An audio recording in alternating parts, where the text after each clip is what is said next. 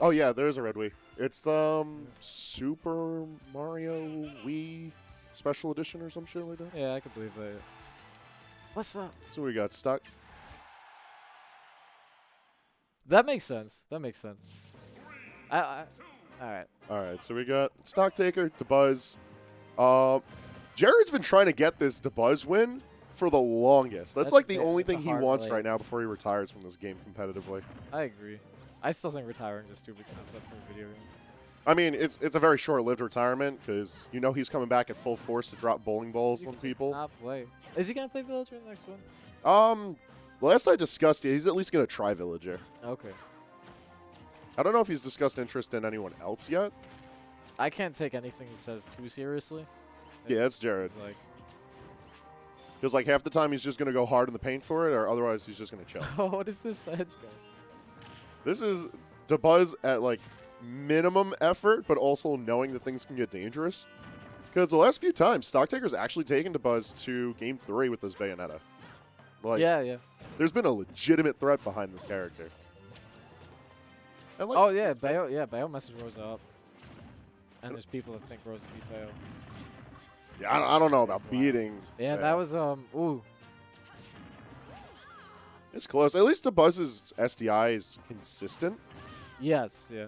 So like there are some times where his SDI looks phenomenal just because he knows how to get it out of a route. Yeah. But if the Bayo changes up that route, or it's just different because of rage, that SDI turns atrocious. It's hard to account for rage like that.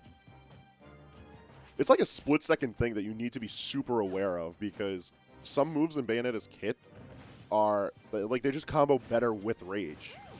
That's a lot of moves in this game. A lot of drag down moves.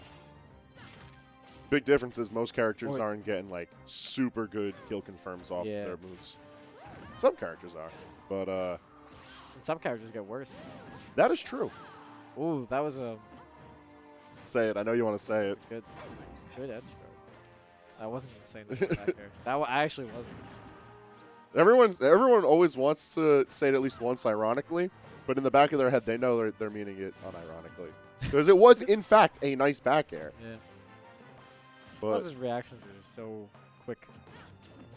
that's one thing that as a player is like he's adapted over time. He never originally had like super good reaction or reaction timing in Smash 4. It's one of the growths of a player that he's had over the years. Yeah, it's something everyone has to work on to be good. Because if you don't, you're missing a lot of stuff. And you have to punish it with the right thing. You can recognize it pretty easily, but to do the right input can be hard. Yeah. I think that's one of the good things about the fact that we have Dabuz as the best in our region, because like we've seen like he's been a very visible player his entire career in Smash 4. Sure, yeah. But like he hasn't stayed static. It's not like he's just number one because everyone else in New York's a bunch of schleps. Like he actually like got better over time and has proved him getting better. Oh yeah. I feel like you could see it in his play more so than most other top players in Smash 4. I could agree with that. It's also because Rosa, for the longest time, was one of the most developed characters to fight against before Cloud and Bayo came out. Yeah. Kind of changed that. It's just because like a lot of her kit like forced the hand of a lot of other players to either really like learn the matchup or switch characters. Yeah, yeah. Because she's got the Luma, and then it forces you to approach it a certain way. So everyone was talking about the certain way. So everyone kind of knows the matchup. Or if you're paying attention and you have a Rose in your region, you do. And then Cloud and Bayo are a lot more volatile in how they force players to do stuff. Yeah, and even Cloud's more, his strengths are more traditional. Yeah. Fighting. It's just like Bayo's stuff just works too well. Like a lot of her kit is just the moves will link into each other well. Yeah. How they do so changes throughout the game, and that's like the level of study you need to dedicate if you want to really play this game. Especially like at this point, like this late in the Smash 4 meta, you have to know what you're doing against Bayo because like a Bayo of any level can mess you up if you don't know what to do. Yeah. The characters aren't hard enough to a point where you can't learn them to a decent level. And like to a point that you brought up earlier, where like people dedicated more time to the counterplay to these characters, like there was an intense amount of effort to figuring out how to fight against Bayonetta.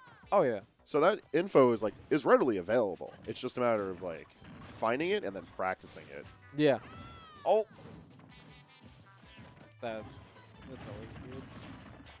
Yeah, Luma coming in late is always fun to watch because depending on where Rose's rage threshold is, it could really just be the end, especially for a character like Bayo. People forget that she's kind of light.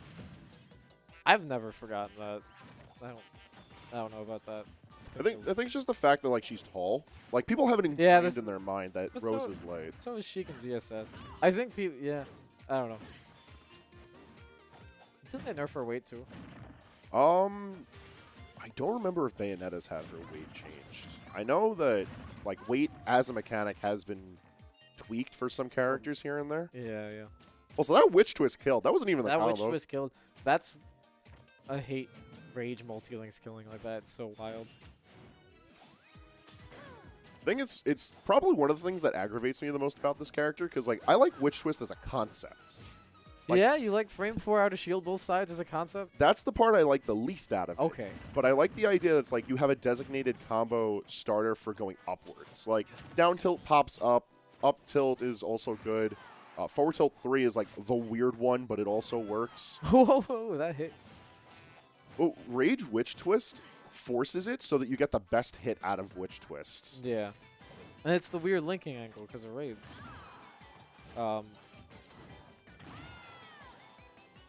Like, there was one way, like, I think would to be to fix Rage for most of the nonsense like that would be to turn it off for linking angles like that. Yeah, just have a so, like, only have the harsh finishers modifier. have Rage apply to them.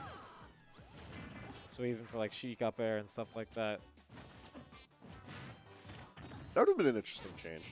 I feel like we've seen a lot more different of a Smash 4 development. Oh, yeah, because Mario and ZSS and Bayo, and I'm sure some other characters I'm forgetting about, all get changed pretty big.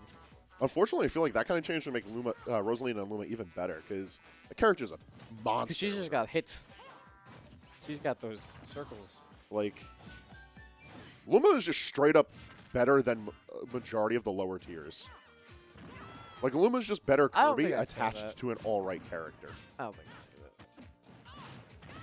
I don't know. I feel like if your character can't deal with Luma well, that's really the crux of the matchup.